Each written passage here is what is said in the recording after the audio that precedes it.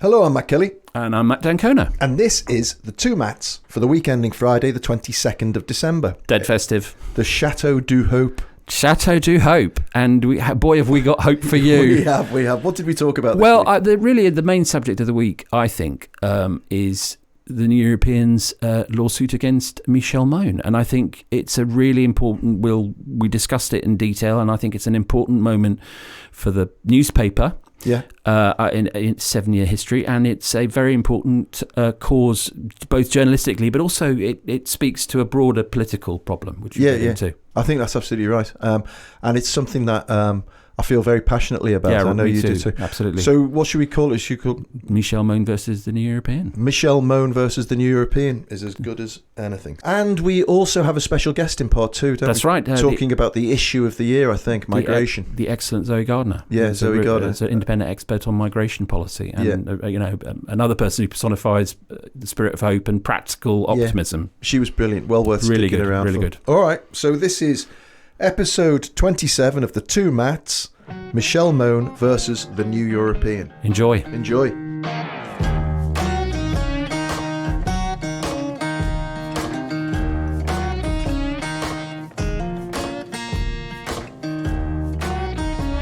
So, Matt, what are we going to talk about? Well, I think given your performance on the Today programme this morning about the Michelle Mone case, I think we have to talk about that. Yeah. And so maybe we could kick off with a clip from Laura Kuenssberg's show on Sunday. Definitely. Of Michelle Mone talking about what she thinks about the whole scandal, and then we can get into the detail. Good. So here we go. I wasn't trying to pull the wool over anyone's eyes, and I regret and I'm sorry for not saying straight out, yes, I am involved. My family have gone through hell with the media over, my career, and I didn't want another big hoo-ha in the press and my family to be involved in it. The two contracts in total came to a value of £202 million, and MedPro made a return on its investment of about realistically about 30%. So about £60 million or... Yeah, that was Doug Barrowman, Michelle Mone's husband, who led the consortium for PPE MedPro and then spent years denying any involvement whatsoever with the company. Even there, the level of evasion is apparent. You know, just when he says £200 million revenue and 30%. So I'm not going to volunteer, he's saying. I'm not going to volunteer the actual number. Laura Kuenssberg had to volunteer that. 60 million quid. Profit, a 30% margin on that kind of scale. 122 million's worth of which was unusable. Yeah, it's extraordinary. So they're arguing the toss about why it's unusable, but regardless of that, just the fact that they didn't even have a company until when COVID happened. They heard that COVID was happening. They scrambled together a consortium, went to the Far East, and I am told reliably that buying PPE was not a challenge. It was just a question of who could get there first. And they got there early, And of what quality they were. So let's start at the sort of end of the story with why the New European is suing Michelle Mone. Because I think that, I think it's important for our listeners to understand why the newspaper is doing this and what it means. So here's the sequence of events in short order. And firstly, I want to give credit to David Conn at The Guardian, because the truth is that David Conn for years has led this investigation and has diligently going back to 2020. Yeah. And David is one of the great investigative journalists of our time, and did amazing work over Hillsborough, which I've followed my entire career, and picked up on this scandal. And David and his team at The Guardian had been threatened with lawsuits by Michelle Mone's lawyers for ever since they were doing it. Now, we came into it a little later into the narrative, and we ran a front page of Michelle Mone, quite famous photograph now of her stood on the deck of this yacht called the Lady M, a yacht which she had a photograph of on her Instagram account with the caption, "Business isn't easy, but it's rewarding," right? So here's a photograph of her stood on this yacht, and we put it under the headline, "Stop This Boat," and this was in August, wasn't it? In August this year. Stop this boat, because this boat is illustrative of the kind of cronyism and corruption that this government has become absolutely, famous renowned for, absolutely world famous for. The day after, we get a legal threat from Michelle Mone saying she's going to sue us for defamation unless we withdraw the article, withdraw all copies of the newspaper from sale, apologise publicly, and pay damages to a charity of her choice. Now, our reality as a small independent publisher is that we don't have in-house lawyers. So anytime somebody does this, and they do it from time to time, we have to employ a media lawyer, which inevitably ends up costing us several thousand quid. And At least. And, inevitably, we've never been successfully sued because we are very diligent about staying on the right side of the line of what one can say. Yeah. And the law is there to protect fair reporting and honest and fair comment on facts. So we told Michelle Mone to F off, effectively. But we also said to her, since you are relying on your insistence that you have no ownership in this boat whatsoever, then we're entitled to see documentation to that evidence.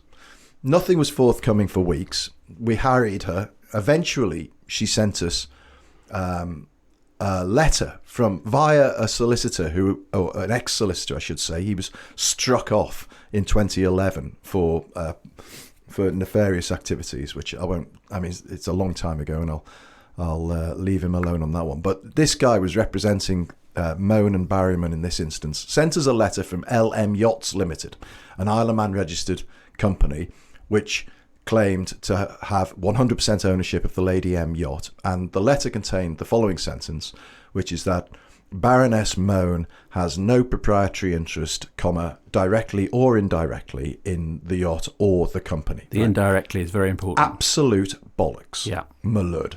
Absolute bollocks. This is a technical legal term for any people who are listening. And I just got incredibly irritated at first, and then anger started creeping into the equation. And I thought the shamelessness of the way these people act and the sense of impunity that they have. And entitlement. And of course, the truth is that the reason they act with such impunity around their deceit and corruption is they're the waters they swim in this Tory government. You can trace it all back to the PPE MedPro contract and the way that they've been dealing with that. So I got angry about it, and I said when Laura Kuenssberg did her brilliant interview, which I think hasn't had enough credit for, really. No, it was an excellent interview. Because what's worth remembering is that there was a swamp of people on Twitter saying, why are the BBC giving these people a PR platform to parade their innocence, and all of this was, well, Here's why. Laura was a lot better than people gave her credit for, and she gave them the room, and she asked the right She gave them question. the rope. She gave them the room to absolutely hang themselves with the rope, as you say. I spoke to a few people, and I said, you know what, there should be something where we can go and claim our money back. Maybe it's just in the small claims court or something like this, but we should say they've lied to us. We've acted on that deceit. It's cost us money. They knew they were being deceitful.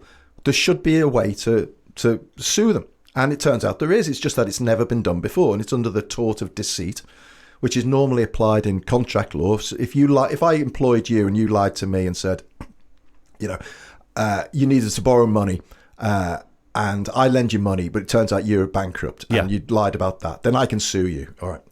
So there's nothing in theory to stop us suing Michelle Mone to recover the costs, the several £1,000s we've laid out.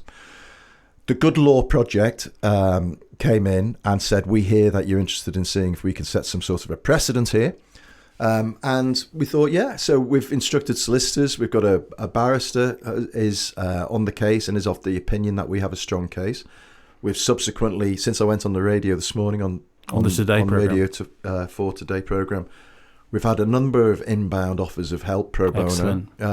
So, there's a great amount of goodwill, I think, from decent people saying this is wrong and it would be great if you could do something about it to set a deterrent, just so that people think twice about this. Isn't a slap case, right? Which slap cases are on a slightly different order of magnitude. But in some ways, what's happening here? Can you explain? So a slap is what is selective legal action to prevent public participation or something like this, where very wealthy people, typically a Russian oligarch, will set out a load of actual legal cases to try and stymie honest reporting and tie up newspapers and news organisations in the courts. And they happen the world over, and the government is considering legislation to stop it. But in a way, this is more invidious, because what they're doing, what Michelle Mone has got into the habit of doing to an absurd degree, is just spewing out legal letters anytime she reads something she doesn't like, saying, this is a pre-action letter for defamation, do this, di-da, right? The most absurd one she did was to the national newspaper in Scotland, who had reported that she went on telly and said that she had a flat in Glasgow, I think, somewhere, Glasgow or Edinburgh, and that a previous occupant of this flat had been Albert Einstein, right? No, absolute nonsense. Albert Einstein never lived in Scotland. No, he wasn't a Gorbals boy. The National reported the nonsense of this story. She threatens to sue them for defamation. So this is her MO. She, when she has a story she doesn't like, she essentially threatens people with a financial penalty that they will rack up. The taximeter has started running. Well, so you immediately, because you have to respond to these things. Yes. You can't just ignore. No, I remember in editing roles I've occupied in the past, this is a constant worry. And it's a pain in the arse. It's a real pain in the arse. If you're not courageous and bolshy like we are, I suspect there's lots of people who have gone away quietly, which is awful when you think about it. That the reason they use this tactic is it must be effective in some cases. Anyway, they picked on the wrong guys with us. So we will sue them. We've got our legal team lined up. She mocked it last night, or her representatives mocked the effort, saying it was laughable, which I thought, my word, you still don't get it, You still don't get it. You still don't get it that there's nothing laughable about this instance. So we're coming after her. Even if we fail, I think it'll be worth... It starts a conversation about the law, doesn't it? Which is really important. I think it might be worth just briefly recapping why this happened, because the COVID inquiry so far has basically been about big personalities, but this was about what happened in a system that was hugely underprepared. What's interesting is that we had been quite well prepared up until Brexit. Because what happened was, if you look into it, is that Brexit sucked up so much oxygen and cost. Yes, the austerity cuts had made a difference, but the real problem, the pandemic had been categorised as top of the national risk register for many years. So there was no question, this idea that it came as a big shock. No, it didn't. There'd been MERS, SARS, swine flu, Ebola. Everyone knew that at some point there was a real risk of a pandemic, and measures had been taken. But just for instance, more than 200 million items of PPE, personal protection equipment, had expired in the 8 months before the virus arrived in the UK in January 2020. 45% of the 19,909 boxes that were kept in a warehouse in Merseyside had exceeded their use-by dates. Insanely, we were still exporting to China, where they make most PPE, as late as March 2020. You're kidding. Yeah. So inevitably, there was a crisis. And was set up the VIP lane, so-called, which essentially was a profiteer's blank check, the way it was operated. Certainly the way it's turned out. The National Audit Officer said almost 500 suppliers with links to politicians or senior officials were referred to the VIP high priority channel. What could possibly go wrong? The gowns that Michelle Mone's company provided, in June 2019, the government's own NERVTAC advisory group, that's the New and Emerging Respiratory Virus Threats Advisory Group, had specifically warned that gowns should be purchased. None of this was new. So we end up, what do we end up? We end up with gowns that can't be used, Mone and Barrowman pocketing 200 million, of which 122 million is wasted. going off and spending it. Yeah. And we also end up, let it never be forgotten, with at least 9,000 health workers dying from COVID. Yeah, appalling. Most of whom had inadequate PPE at one stage or another. Yeah, so the bigger context of this is life and death. It's not just it's truth and falsity. You are absolutely right, and I should be clear about it. What we're doing is a sideshow. It's important, and I think it'd be great if we can establish some precedent. But it is a sideshow, and where Michelle Mone is right is that there is clearly a bigger story to be told about the incompetence in government as well, and the nefarious activities of this around this VIP channel. That's got to come out. We need to understand that. I saw on Twitter a guy, UK, I must find out the name of the company. It was a UK manufacturer of PPE, 1,600 employees in the UK, and they got 14 million quid's worth of contracts. Right, their business has been going for decades. Right, they know the game inside out.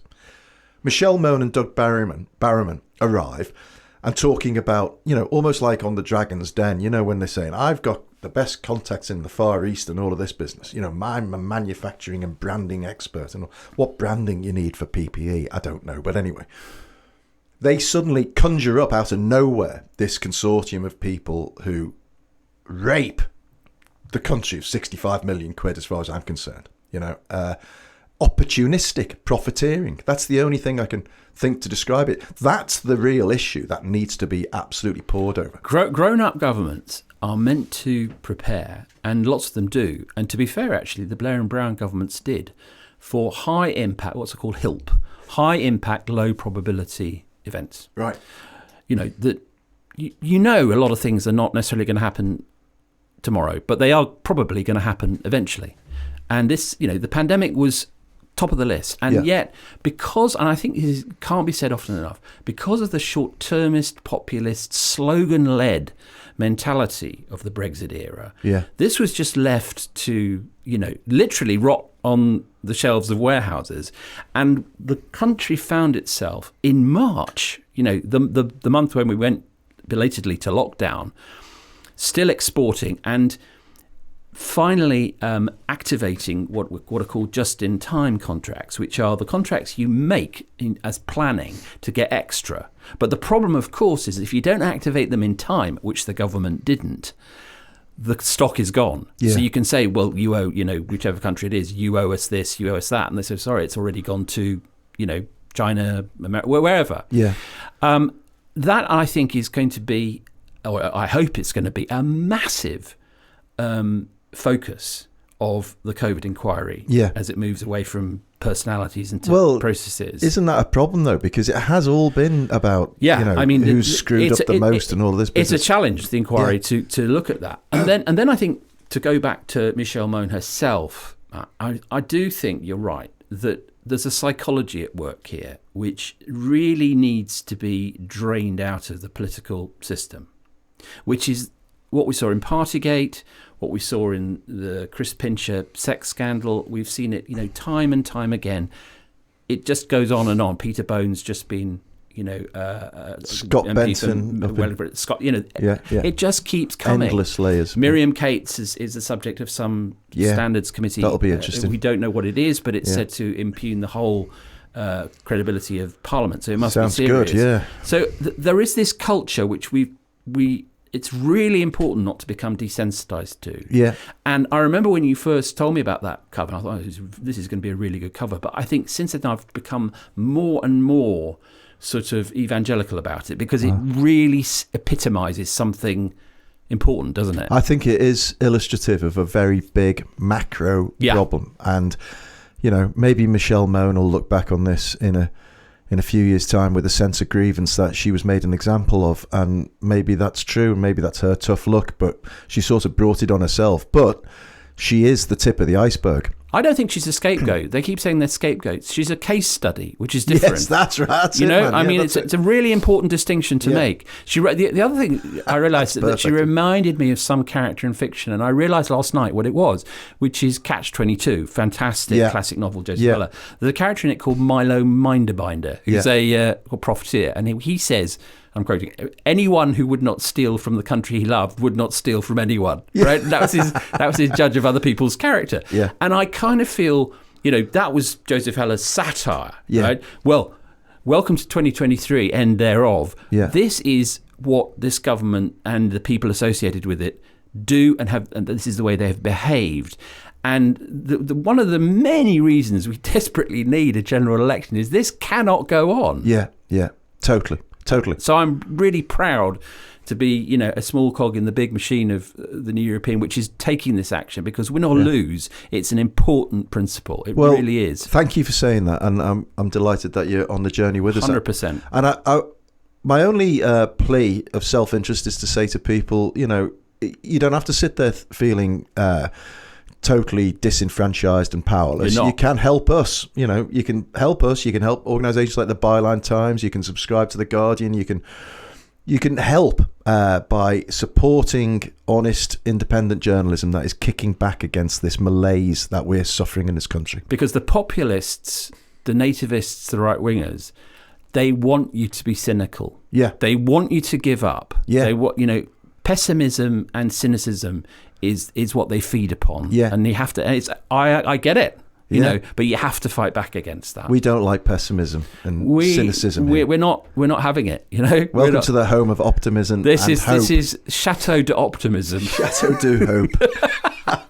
Well, listen, thank you for that. On that bombshell of hope. I'm sorry if I've come across as a bit ranty in that first half. No, we love it. It really did infuriate me the way she thought she could bully the New European. Ranty but festive. That's the way I look at it. Festive ranting. Festive ranting. When we come back, we're going to speak to a woman we've both long admired, I think, in her... Excellent person. Zoe Gardner.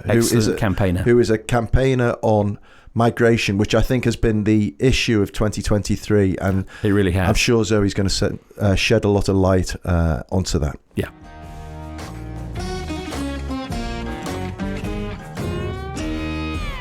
Thank you for listening to The Two Mats, and if you like the kind of conversations we have here, there are loads more to be had in print and online at the New European. And I have got a very special offer for all listeners of The Two Mats.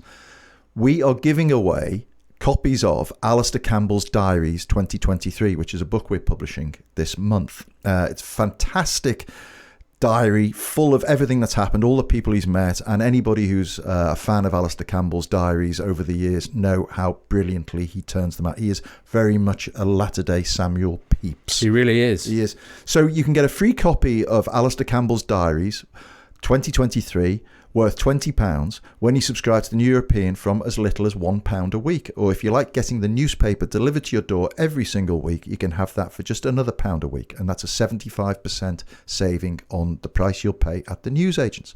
To get this great offer, go to www.theneweuropean.co.uk/2mats. Welcome back, everybody. I'm delighted to say we are joined by the illustrious Zoe Gardner, who is a policy migration expert and a journalist, and wrote a great piece in the New European this week about looking for concrete solutions rather than just obsessing on this rhetoric all the time. But let's obsess on the rhetoric for a little while, Zoe, because this year has been full of right-wing rhetoric about migration and immigration and asylum seeking and refugees, and we can unpick all of that.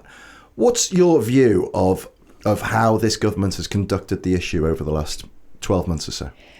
I cannot damn it strongly enough. I think it has been disgraceful. They've reached new lows almost every week of how they've spoken about this issue, let alone how they've actually handled it in terms of policy and in terms of how they've treated people. Just literally how they've spoken about people has been really absolutely disgraceful, and it has been shameful, and it has degraded our entire conversation, made it much more difficult to have any kind of honesty or serious conversations about what solutions are, because they've, for a start, they've totally rebranded asylum seekers and refugees as illegal immigrants.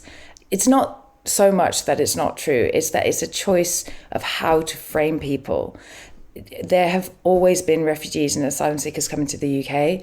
They have been called refugees and asylum seekers despite the fact that they have always had to make irregular journeys in order to reach the UK, because that's what they are. They are people who are seeking sanctuary, seeking protection, and escaping from danger and from violence. You can make the choice to refer to people however you like, but if you speak about them as seekers of sanctuary, then you are framing them as people that we are able to help. And if you speak about them as illegal immigrants, you are framing them as a threat.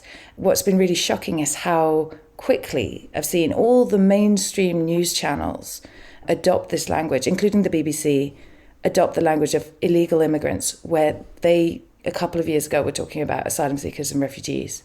And that's just one example, but there's been a series of horrifying speeches, each one worse than the last. Obviously, we thought it was Suella Braverman who was the leader in terms of terrible hostile rhetoric and talking about a hurricane and talking about an invasion. But since she's been sacked, we saw Robert Jenrick, the immigration minister, ex-immigration minister now, talking about how migrants arriving in small boats don't fit in with our culture and lots of horrible dog whistly things like that. And then he wasn't sacked, he sacked himself, left the cabinet. And then we had the Prime Minister using the exact same type of language again in a speech just last week, saying that the UK and Europe are in danger of being overwhelmed. Sunak, as I understand it, went further and said that there was a risk of, I'm paraphrasing slightly, but hostile states sending people to Western nations in order to subvert them and cause them harm, which is horrifyingly close to the far right's great replacement theory. It's specific, but this is Sunak, who was supposed to be the adult in the room and the technocrat, basically using hard right culture war language. Exactly, yeah, and this is what I mean when I say that we've moved from Braverman saying it to Sunak saying it, and it's the exact same thing, the exact same extreme and very, very worrying rhetoric coming now directly out of the mouth of the Prime Minister. And that shift has happened just over a few months. He used to be the one who, while he was enacting the policies, he had somebody else saying the really horrible thing. But this is how it's escalating. It's getting much faster, the escalation in terms of how far our politicians are willing to go, how much they are willing to demonize migration and present it as an existential threat, a civilizational threat, which is a complete lie. Of course, we must talk about that in terms of, just totally debunking the idea that there are some sort of hordes at the gates. It's complete nonsense. But it's been a massive and very, very quick and very scary escalation in terms of the rhetoric that we're seeing, and it should be worrying us all, I think. Zoe, what's the chicken and egg in this scenario? Is it the media or is it the politicians? Because I know the rhetoric in the media has been going for decades now, and it's tied into all sorts of issues, but it seems to have reached a crescendo this year. And I wonder, do you feel that the politicians are just following the Daily Mail's lead? Is it this kind of motivation? I would have said back in the past that maybe it was politicians following the Daily Mail's lead. I actually don't think it is anymore. I think politicians are leading this now. I think that, right. If you look even a year and a half ago, and you go into the pandemic, people's views on migration were really positive. The conversation in the papers about migration was more subdued for a start. There has been an ongoing sort of blood-curdling cries from the usual suspects, the Mail, the Sun, about the small boats. But honestly, I have seen, again, these key point speeches from Braverman and then now from others. She will say an invasion, and then you see in the papers and on social media and in the media in general the word invasion. She will say a hurricane, and then you see a hurricane. Her bill, a piece of legislation that she passed, about 8 months ago now. She called it the illegal migration bill. And that was a piece of legislation focused entirely on refugees. She changed that language. And it was very clearly from that moment that I saw the definitive shift happen, the likes of the BBC and so on, the mainstream press, picking up that language about illegal migrants rather than asylum seekers. So I think this has been led from the top, really, which... Right. Yeah, and don't get me wrong, the media's along for the ride, but... I mean, I suppose, Zoe, the interesting thing is we're looking forward to 2024, potential change of government. And on the podcast, we've talked often of a sort of cross-spectrum reset on the whole issue of border control, migration, and a more positive way of looking at it that's both compassionate, competent and speedy.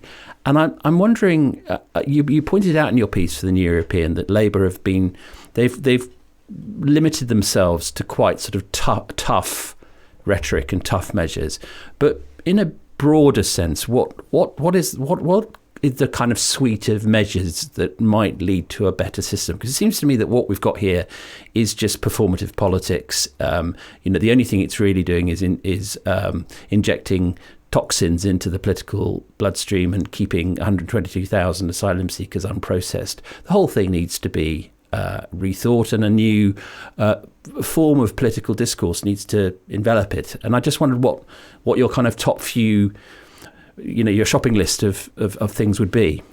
Yeah, absolutely. I think Labour, it seems very likely at this stage that Labour will form the next government, and what they do next will have a massive impact in terms of whether the UK continues in the vein that we're seeing internationally of a slide further towards the far right or not. So I think it's absolutely vital that they introduce major changes basically in how we handle this, because I think the evidence shows us that the consensus of even sort of centre-left and centre-right and sort of liberal democratic politics around this issue for so long has been to accept a certain level of demonisation, a certain level of hostility, but also, face up to the reality that migration is desperately needed. Irregular migration is very, very difficult issue to stop.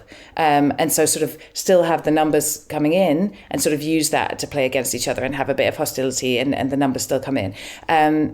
I think there's been a sort of wise up to that. People are not accepting that anymore.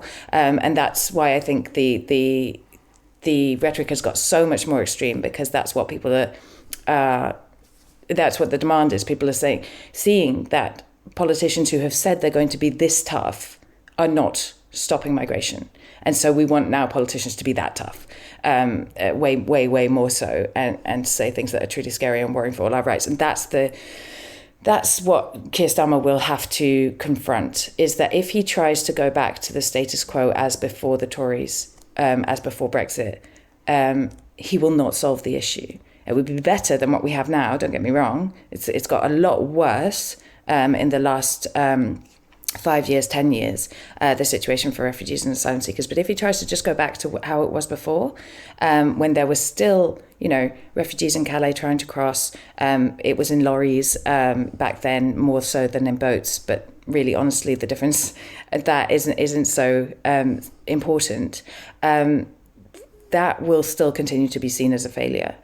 And if that sort of sensible so-called politics is then seen to have failed, then that opens up the gates. So like, all right, well, then, we tried being more sensible, we tried being more kind. We need to now go to the extreme right. That's what I worry about. So, sorry. With that said, in terms of what they should do, they should certainly, obviously, and they have said they will do this, is focus on processing people's claims extremely much more quickly than has been done, even especially in the last couple of years, where the system has basically ground to a stop. But also in the past several years, it's been completely standard. Even for the past decade, it's been quite standard for people to spend, in many cases, several years in the asylum system. That should just simply never be happening. It's not. And that means spending some money, doesn't it? I mean, Liam Byrne made this point in the Rwanda debate. It can be done in a much quicker and more efficient way. So yes, it does an asylum system will cost money. A decent asylum system costs money, just as sort of any other functioning part of the state does cost money. I think it would cost significantly less if we didn't spend, £300 million on harebrained schemes with Rwanda. There are other areas of waste in the system, certainly not processing people's claims and housing them in hotels for the long term. That's also very expensive. So yes, there would be a cost, but I don't believe, I think we'd actually be redistributing money into a more efficient system and ultimately saving a lot of money. Because another thing is that we should be allowing people to work much quicker. Now, I think it obviously makes sense in the current conversation to talk about asylum seekers having the right to work while they're waiting for their claim to be processed. That makes sense now because they're waiting for several years and being forced into economic inactivity. Yeah. But actually, if you were resolving people's claims within a few months, that wouldn't be necessary. And then once, a couple of months in the system, and then you come out of it with a status and the protection that you need and the possibility to get on with your life and then start working. That's a much better system actually than one in which people spend so long in the system that actually they should be allowed to work while still in it. And then we need to look to Europe, and we need to look to what kind of a deal we're going to get with Europe, and we need to. This will be difficult, don't get me wrong, but it's what has to be done, is to lead Europe in a direction of responsibility sharing rather than shirking, rather than pushing. Does that mean rejoining the Dublin Agreement? Sorry. I don't think it has to be. Honestly, I think the Dublin Agreement is just highly dysfunctional. And again, it's going back to where we were before, which didn't work very well. Now, things that were good about the Dublin Agreement, it enabled people with family members in the UK who found themselves in Europe to apply to come here directly and safely. That should definitely be a feature of any approach we have. But the other side of the Dublin Agreement was that people who could not demonstrate a family link to the UK could be returned to, say, Italy, Greece, wherever they had first entered the European Union. And that system was, firstly, very inefficient and clunky because it required each individual to be passed the parcel between detention centres in different countries, which was just inadequate. But also, it perpetuates the same problem, which is that it denies people agency. It denies the reality that just because we're geographically on the westernmost edge of Europe, it just doesn't diminish our responsibility to help people and our connections to the rest of the world. And it denies the reality that the reason why people pass through Italy, France, in order to get to the UK is because they don't have another way to get here. It's not because that was their chosen method and then therefore there's any sense in saying, well, then you should stay there. And so, I think what the deal with Europe needs to look like is a way of facilitating travel through Europe safely into our asylum system, into the other asylum systems of Western Europe as well, while we're at it. But to enable people, and it's a few tens of thousands of people every year, enable them to come to the UK as safely as you or I would travel between France and the UK and enter a system that is run fast and well. And I want to emphasize just really, really clearly here, because when I say that, people say, oh, you're talking about letting everybody in. Yeah, I'm talking about letting the exact same people who come in now in as well, just safely. That is the difference, because all the lies about stopping the boats don't actually happen, right? People still come in, just very dangerously and in chaos. I'm talking about the same system, just formalize it, regularize it, so we know who people are. We're bringing them through a system that works and that functions and that's credible, and nobody's dying, and no criminal gangs are getting rich off of it. That's the difference. It's not a difference between letting people in or not letting people in. There's no not letting people in, and we need to kill that. That's not a thing. People will need protection. Some of them, a very small proportion, will seek it in the UK. I'm talking about formalising that system. That was the tweet, I think, that I thought, well, we've got to get Zoe on, because you tweeted, when politicians talk about they've explored every possible avenue, the one avenue they haven't explored is just creating a safe route in where people can be processed quickly, which is the bleeding obvious route for any solution to this. Mm-hmm. Yeah, and it's the politicians saying that we'll do whatever it takes, and that gives the lie to what they're trying to do. Because what drives me up the wall more than anything else is the idea that there's some kind of humanitarian motivation for sending desperate refugees to Rwanda there is not, right? This is not about saving lives. If you want to save lives, you have your option. It's very evident. You give people safe means to travel. If you want to prevent... There's no such thing as a compassionate deterrent, is there? Of course not. I mean, that's an oxymoron. It would be a contradiction in terms. And the deterrence has been proven not to work. And I mentioned this in my New Europeans article as well, but I think it's really important. Yes. You know, people say, if we send people to Rwanda, if we make it harder to cross, tens of thousands of people have drowned crossing the Mediterranean. It's not a deterrent. People still come. And then there's the extreme end of things where you literally have Saudi Arabia that is shooting people trying to cross the border, hundreds of migrants being shot for attempting to cross the border. So a much more active way of killing people for trying to cross the border than ours, which is just to let them drown passively. That is not stopping migration, because people need solutions. They need to migrate. They need to cross that border. And so if shooting them in the face doesn't deter people, then there is literally nothing that the UK can do that will deter people. And I don't want that to sound scary, because these are not hordes of people. These are a manageable number of people who can be a great asset to our country. I think it's so important to emphasize this point about the narrative, the demonisation you spoke about at the very beginning. And we did a feature last year about the 37 people who drowned in the Channel, and we went and looked at every single one of their stories and the human story behind it and the journey they've taken. And these were human beings with real, relatable stories that I defy anybody, whatever your political persuasion, to read their stories and to say, no, these are demons of some sort, that anything that correlates to the language that Suella Braverman comes out with, they're not. And we've got to find a way of changing that narrative as well. If you ask people, I think about, what does illegal migration look like? They think of that Farage poster, the Breaking Point. Breaking Point. That's what they think of. That's the image. And people like you, ourselves, whatever the organisations on the good side of this argument are, we need to find a way of presenting simple narratives that change people's minds, so that they've got a fairer picture of migration. That's what's interesting about this as well, like how much we're pushing this story, or we're having pushed down our throats rather, this story of 30,000 people crossing on a boat, because there's been a major shift in how we see other migrants, and we understand that there's been very high net immigration figures for migrants coming for all sorts of different reasons, to study and to work. They are understood as being people who care for our relatives in care homes. They are understood as being doctors and nurses, or they're understood as being students who we have, again, positive associations with. They come, they enrich our intellectual life, our cultural life. They bring in a significant amount of money to the economy. All of these positive associations we have.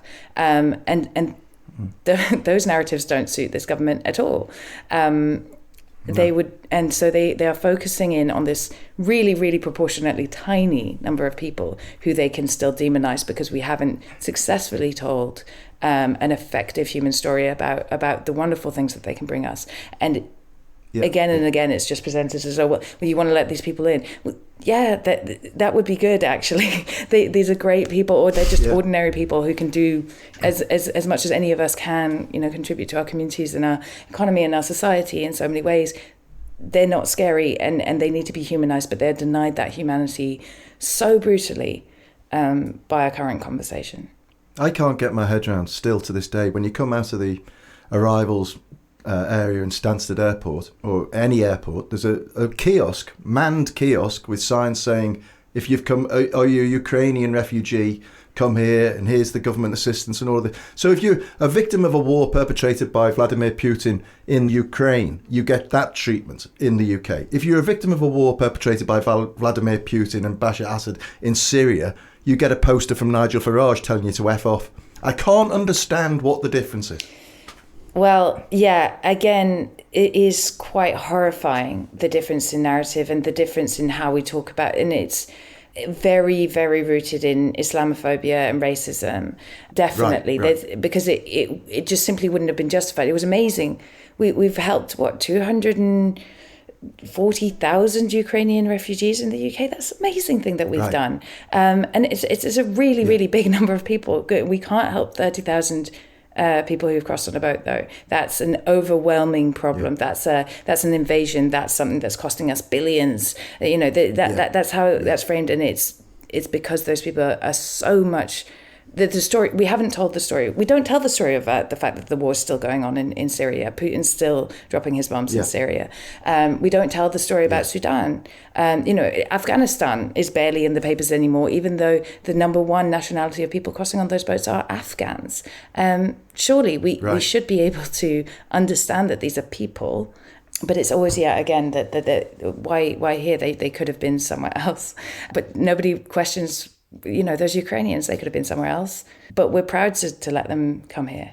Zoe, thank you for shedding light on, thank you so much. And some heat, which is always good to accompany a bit of light on this topic. And we hope you'll come back again. Please do.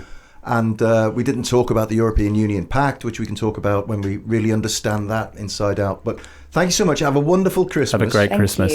Come back soon. See you in 2024. And see you in 2024. Yeah, thank have you. a great new year. Hopefully better politics than this year. So thank you very much, folks. I hope you enjoyed that conversation. Please get your questions in and any feedback to the 2 Matts, that's the number 2, MATTS, at tnepublishing.com.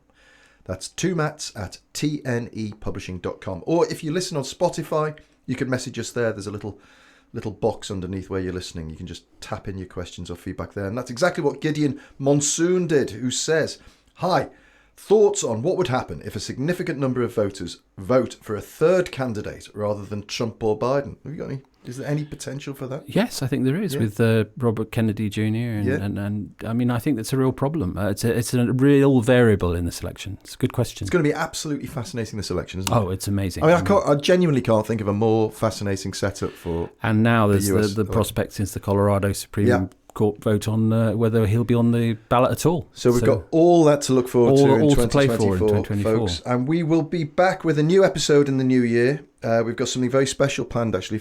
We've got a special Heroes, Villains and Departed episode just before the new year. Just before the new year, and our New Year special.